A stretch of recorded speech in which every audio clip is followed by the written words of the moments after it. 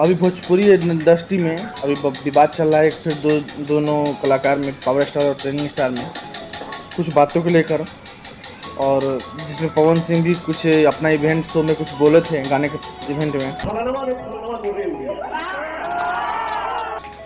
तो सबको इंतजार था कि खेसारी लाल यादव का 15 अगस्त को दिन लखनऊ में भी उनका भी इवेंट था, और सबका इतना उम्मीद था कि वो भी कुछ बोलेंगे। लेकिन खेसारी लाल यादव जी बहुत ही समझदार इंसान हैं, और उन्होंने कितनी प्यारी सलीकता से बात बोली है।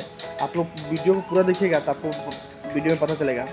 कहीं पवन सिंह थोड़ा सोचते नहीं है, लेकिन बोलने लगते कुछ भी। लेकिन खेसारी लाल यादव बहुत बातें सोच के भी उसके बाद कोई भी बात की प्रक्रिया देते हैं। तो आप लोग वीडियो को देखिए, खेसारी लाल यादव इवेंट शो में अपने क्या क्या बोले हैं, और खुद देखिए। हेलीकॉप्टर से घुमाना भाई हो, उनका कहना जायज है और उनको बुला